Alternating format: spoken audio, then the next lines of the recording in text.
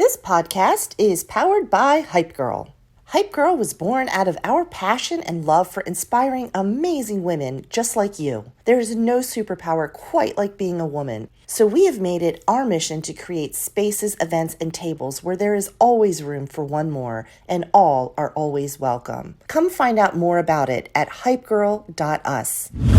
We're ready. Are you ready? I'm ready. Okay. All right, besties. It's been a blast spending time with you. See, it's hard to go second, isn't it, Jenny King? All right, you followed up with something brilliant. Let me hear you. Okay. Well, I hope you had as much fun as my bestie did today, and you also are in giggle fits. We can't wait to do it again with you. Keep doing it ugly. We love you. XOXO. Welcome to the Do It Ugly podcast. Here are your hosts, Stacey, Lyon, and Jenny King. Welcome to Do It Ugly. Today we are so excited to be in the studio. We have an amazing guest. Of course, I am your co-host, Jenny King, here with Stacey Lyon. And we are so lucky today to have the amazing Jennifer Hotai with Plover Animation. Hi, everyone. Hi, Jennifer. Welcome to the show. I'm super glad to be here with the lovely ladies. Thank you. We're so glad to have you. Absolutely. I know everyone that was able to attend our International Women's Day luncheon was really captivated with the story that you were able to share on our panel. And so many people have said, I wish I had learned more about Jennifer that day. Yeah. So it was a no-brainer to invite you onto the show and be able to go a little bit more in depth about your story. Here's the thing I love about you, Jennifer. I love that you are quietly under the surface so unbelievably talented. Like there's clearly so many things that you are great at because you're here bossing in, business in a industry that isn't always female led. So tell me, like, when you're not conquering the tech world and doing all the big cool things that people always want to talk about, what do you love to do? Yeah, I do enjoy playing the piano. I've played that since I was 6 years old. And then I played until I was a teenager. And I dropped it. When after I graduated high school, went to college, I stopped playing it. And then I picked it up in my early 30s again when I bought a new keyboard for myself just to practice. It all came back to me and I just started playing. And then this time, instead of being forced to play it, as parents, it's like, you have to play like Beethoven or Debussy and all that. This time I'm just playing rock songs. And so I love, just rocking out to like Nirvana and then Tool and then Red Hot Chili Peppers and things like that. And then other than that, I work out every morning. What are you working on right now? I created a new startup with a fellow co-founder called Causeverse. And this is a SaaS solution, or those of you who don't know what that is, software as a solution for onboarding nonprofits into the metaverse or for Web3. And so it's going to be a fast and easy, quick way for people to be able to go into a 3D space rather than a flat website where they've been used to doing it and not getting many donations. This will quickly 3x or 4x their amount of engagement or, the retention from their donors and from their community by being able to go into a gallery with their materials, with their call to actions. So it would bring a great amount of value to nonprofits, being able to advertise in a way and reach out to the newer generation through, new technology and a very efficient AI-enabled way too. That's incredible. We have so many nonprofits here in our community that are really active and going out and trying to change the Myrtle Beach greater area for the better. So how far away are you from being able to offer that for the public, the general public? Well, it's very soon that we can have the package developed because we're working on that right now. But we can work with people immediately for use cases or, for a very small amount of, money. If they want to contact us now, we can work that in so that we can start building traction for it. That's just, the nature of the startup business, especially in the metaverse series. Like you just kind of experiment with it while you're building the final MVP. That is incredible. Yeah. Mm-hmm. How do they reach out to you? They can email me at jen@ploveranimation.com. That's PLOVER animation.com. So this is really cool. I love that there's so many applications for them, but I have to ask because it's really hot right now. Everybody's talking about it, Chat GPT. Is that a feature that's going to be integrated into this platform for them? Yes, it's something similar to that. Okay. At least a lot of the same algorithms would be used in it, because we want to be able to take the story that the nonprofit founder or any of the organizers, people from that organization, to tell it, and then be able to take that automatically and put it into chunks for a, intro, middle, and outro to explain it in like a story format. Yeah. And so because the metaverse is about storytelling, and be able to do that automated, and something like similar to ChatGPT will quickly turn that process very quickly, where it only takes minutes instead of where, old-fashioned way it takes months to develop something. I think it's a neat concept in terms of like from a marketing perspective, but I wonder if there's a little bit of room for, because, when we're coming up and we're talking about creating articles back in the day, it was very important that you cited your sources, right? That was the thing. Everybody wanted to know the source of the information. Right. Today, I'm not sure that anybody really cares about the source of the information. So do you think there's a risk of misappropriating or using false information just by allowing GPT, or is there some accountability for these sources in terms of where they're pulling their information from? Right. So you have to be careful with it. Everything comes with this disclaimer, and using that tool, and they say it's not perfect. Sometimes the things are not accurate, and a lot of the information, it says, goes up to a certain point, up to 2021. Above that, it may not have the right information past the year 2021. Oh, so is this something that small business owners have access to, and where do we go to find it, and how do we use it? Yeah, just go to openai.com. And if anybody can use it, there's a free version of it. There is a paid subscription version. I think it's $10 per month. It just allows you to, do more, go faster. Anyone around the world can have access to using this tool. And there's a bunch of other tools out there. Tell me, when did you discover your passion for tech? I'd say I discovered my passion for computers in general when I was like 6 or 7 years old. So that was my entry point into tech there. What made you go into the space that you're in terms of animation versus being a gamer? Animation, has a lot of the same tools and workflows as gaming. It's just more specific for an art form, as for outputting something that's a video rather than something that's interactive, which is games. Yeah. Do you have an art background? Do you have a double major in art and tech, or what was your education path like? I actually do not have any majors. I am self-taught as an artist. Wow, good for you. Yeah, I self-taught myself drawing as soon as I could, start reading books and things like that. And I just copied a lot of the pictures from National Geographic magazine and from the Encyclopedia Britannica. I know that's old school. Incredible. Remember magazines and encyclopedias? Wasn't that a crazy time? I love a story of a successful, intelligent, powerful woman that doesn't involve a traditional college route. I did attend college, though. I went to the traditional public, California school system.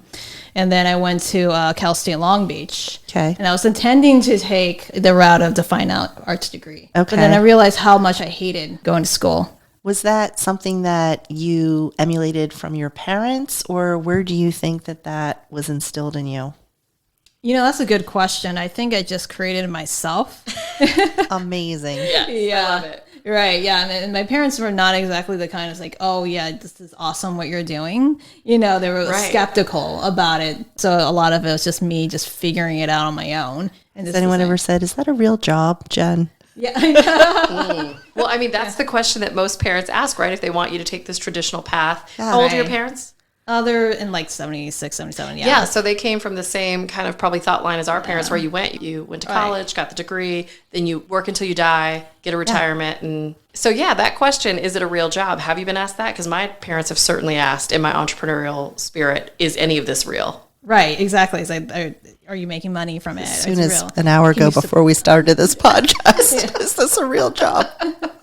We'll let you know, Mom. So they have asked? Oh, yeah, definitely. I'm sure they asked a whole bunch of other things, but I just soon just forgot it, or just kind of ignored it, as many rebellious teens, Right. You're right, yeah. So, but I found my own. A lot of my life was just finding my own, screwing up a lot. There's a lot of mistakes that I can't undo, but it has led me to where I am today. Are you an only? I'm currently an only, but now it's an interesting turnaround my overall well-being. Since this is coming up to my escape day, which, to give it a context to everyone, escape day means the day that you escape from domestic violence, from that certain situation, whether you're escaping to save your life or escaping just because you can't take it anymore. For me, it was escaping to save my life. Yeah. That's April 22nd, so that's next week. Oh, wow. Okay. So this whole year has transformed me completely into a different person, to someone who's healed a lot, more confident, stronger, but most importantly, to reclaim my identity, to understand what my purpose is. That's why I followed my passion and went full head into, just full body into it. Yeah. And the last year, from starting my startup and then also creating with my co-founder, another organization we created for education for Web3 and Metaverse in this area. So we became the first and only organization for teaching people about this tech industry. But yeah, to answer your question, currently and only, but now starting to dare myself to feel love again, feel that, but knowing that I know what love is now. Yeah. And knowing to catch the red flags and making sure that whoever this person is that I open myself into is someone who's safe and is able to respect me as an equal. So important. And I apologize because I meant were you an only child, but I love that that's like... Oh, sorry. Yeah, that's okay. I know. I was like, hey, I'm here for it. Tell us all the things. But I love that you're having this moment and you're stepping out and being bold in who you are, because the world needs who you are. Like, they deserve to see this version of you. I always like to talk about the important, deep things, but let's talk about dating life. If you're being so bold to put yourself back out there, how is it out there? I haven't dipped my toes into it. Like, I'm like just getting myself mentally prepared. She's thinking about it. Thinking about, it's not having go put myself completely out there. I'm just like hanging out with friends. I would not dare put myself on a dating app because it's been notorious for being dangerous source for abusers. Yeah, Searching for victims, no. And especially Myrtle Beach, big no-no. It was one of the most dangerous cities for that. Interesting. I didn't know that. Well, because of the extremely high domestic violence in this area, because 70% of all domestic violence cases in South Carolina is here. Of course, in these online dating apps, they can say anything they want. Sure. They can love bomb you, they can pretend and promise, etc. So that's why I'd say, no, not going down that route. So anybody I meet in person, I know only get their authentic self. So when it does come to that point, to meet people, then I know for real, that's who their actions, speak louder than their words. But yeah, to answer your originally intended question. It's okay. It's all good. Yeah. It's all good. I do have a older brother and an older sister. They don't live here. Like, all my family lives west of us. So you're the only one on the east side? Only one on the east side. Okay. Yeah. So what brought you to Myrtle Beach from California? It was a failed first marriage that got me, and it dropped me off in Georgia first. And I lived there for a little while with my first husband. Yeah. And then as things were not going so well, we moved to Myrtle Beach, and that's why I ended up here. Got divorced from the first husband, ended up with my last husband, and that's the one that was super abusive, and been around with him for 10 years. Yeah. So that I got out of last year. So that I'm super glad that never have to, deal with so this that. is your first anniversary that we're coming up on. Yes, Wow, it that's is. a big deal. That is a big deal. Yeah, and it feels like a really big celebration of being alive to me. I bet. Yeah, it's like bigger than my birthday, in my opinion. Like, Are we having a party? Yeah, I am. Actually. You are? Yeah. That's amazing. And so you should. I have made the best choices of my life this last year. It just good choice. A lot of it was centered around wellness and making sure that I am acknowledging myself and taking care of myself in that process. As long as I stayed true to myself, and that's how I healed really, really fast. There's some rough days, of course, that comes with PTSD, but that a lot of that time has, really healed was me just constantly everyday self-discipline, every day just trying to make sure I have mantras to stay positive, etc. And it's a lot of work, but it's consistent, and that's what I think really helped me heal that fast. That's incredible. And also a great example of self-care and putting yourself first and putting in the work, and something that I still struggle with to this day is making myself a priority, and my health, whether it's mental, whether it's physical. And you are an inspiration. outside of just feeling free and having that sort of audacity, which I love, that bold audaciousness to just be who you are, what's the other thing in your life that's changed? What's the coolest thing about having this time to yourself? It's a sense of peace and safety. As morbid as that sound, it's a huge weight off my back, not worrying, every second of the day if I'm about to get hurt. Yeah, wow. Wow. Just having that feeling, it's completely changed me. And then having that taken off of me allows me to re-inhabit my body. Yeah. Because when you're abused that hard consistently in every possible way, you disconnect. So you don't fully are in yourself. You don't fully experience life, and your senses are dulled. Yeah. So when I came back, gradually over time, it felt like I was awake. It's so strange to describe. It's very euphoric, this feeling, and other victims have, or survivors have experienced it. So it's like, it feels like the colors are brighter. Food, you can taste more. Every small experience is almost like fireworks of like seeing someone smile and not being afraid to feel happy, allowing yourself to feel joy. It feels like the most incredible, like you won the lottery. It feels like I've taken the right steps in making sure that I'm raising awareness and telling my story. That's so brave, honestly, that you're willing to do that and take the stance that you want to help other women, because no one would blame you if you didn't say anything, and if you just worked and spent all that energy on yourself and healing, being able to turn it kind of the lens outward and opening yourself so that other people can learn and you can try to maybe help someone else get to safety and have their anniversary date.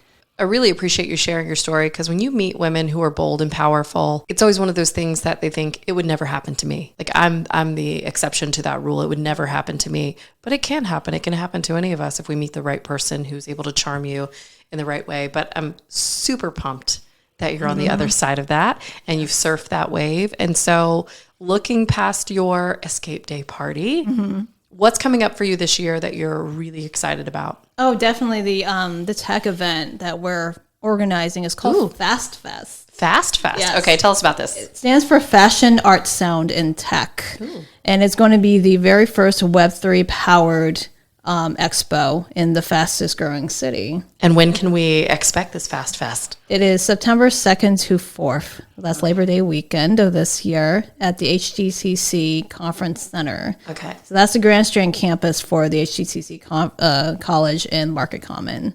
So it's going to be free admission because we want to be able to adopt as many people on board into Web3 and learn from it. That's our importance of this event is about education. Our goal is to increase the tech competency of this area and help with economic development. So this is why we've been partnering with, CCU and HGCC, and then with the new data center, DC Blocks, and partnership Grand Strand, Myrtle Beach Chamber, other locals as well, to be able to be aligned with building this better future with a more high tech kind of city that you might see like in Silicon Valley. Do you see us becoming a mini Silicon? Because I have been talking, I have a couple of other friends who work in tech, and the cost of fiber optics here is so low that it's attracting a lot of tech folks who are interested. So you do see us becoming that? It is actually going to be part of that. And the great thing is, love that. With the cable there it is. The dark fiber Yeah. That is being put in by DC Blocks is connecting from Atlanta and then through Chattanooga and in other places, and it ends in Myrtle Beach.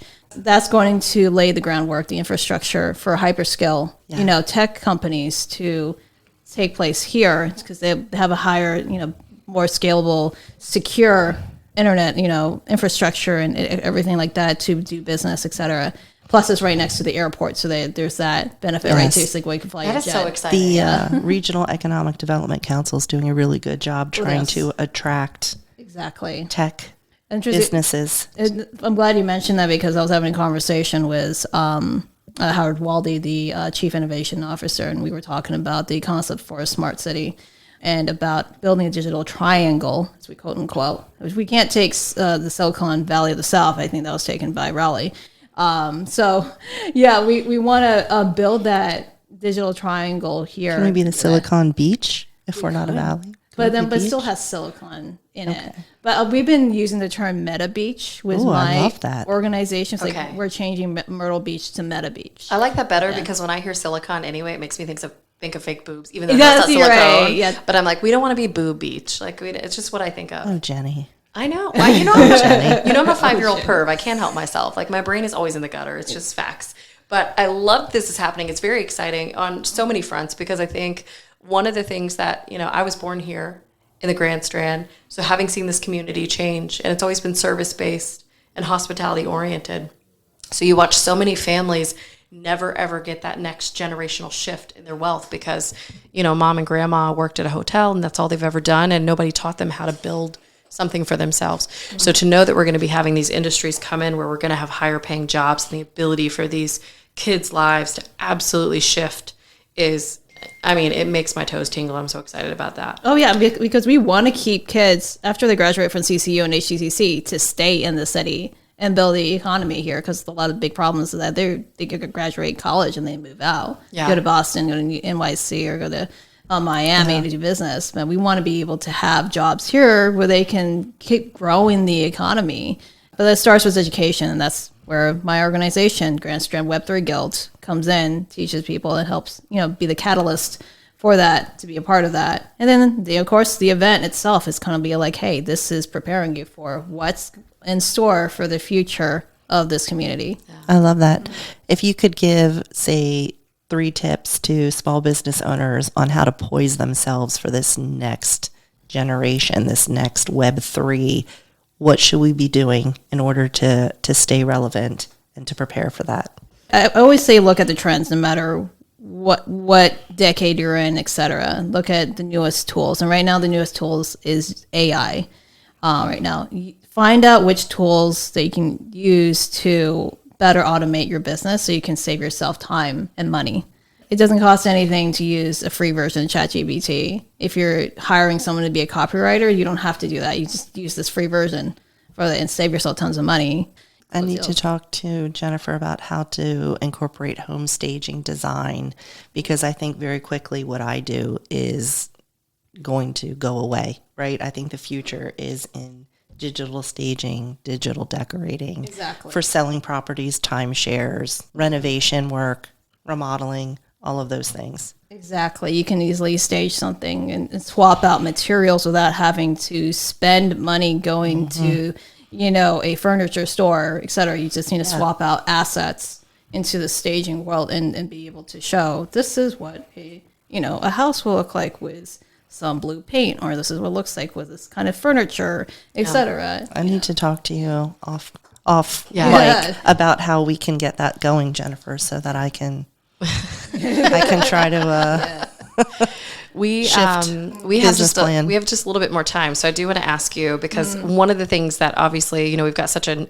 separation of thought on AI depending on what year you were born and kind of how you feel about what you want life to look like. And so there is a risk always of the more we eliminate the opportunities for people to truly interface, that there's the loss of that relationship, because we do know that we live in a world where we're more connected than ever with social media, but we're less connected in a real sense. So what do you think as we move forward, just from a personal perspective, how do you think we build great relationships while also moving into these great tech frontiers? How do we do that and not lose each other in the process? So I think that we're never going to completely lose touch of each other. We're just human. We always will value touch and seeing each other's faces. I think that using these new tools, I know, sorry, Jennifer. We're like 3-year-olds. I know. I'm sorry. I'm sorry. There's a lot of hand gestures going on. So many hand gestures. I'm sorry. It's okay. We want to be functional adults when we grow up. We really do. I know. It's coming anytime now. I believe that is in my books too. So I don't know what age we grow up, but it's coming someday. Someday. Maybe. Maybe. I'm sorry. I'm going to turn off my mic now. Sometimes I think about it and I'm like, I can remember being a kid in the 80s and 90s. And that's all we had was FaceTime. Like, yeah, we had a little bit of gaming. We had the invention of the internet. But the damn thing took so long because of dial-up that you didn't get lost in it like you do today. And I see sometimes, like my own daughter, she's not even allowed on social media, but she has, because kids are so savvy, discovered YouTube Shorts on the interwebs on our smart TV.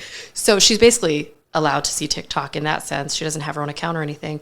And so there's so many times where I have to be like, nope, we're going to turn that off. We've now got to go outside. We're going to have a friend come over and do a thing. We have to force them to have FaceTime because otherwise they just get sucked into the world and then don't want to come out. So how do we create a great balance of enjoying the metaverse and all the things that it has to offer, but also still, what's your way? Because I know being in tech, you probably have the easiest opportunity to just get sucked in and never come back out.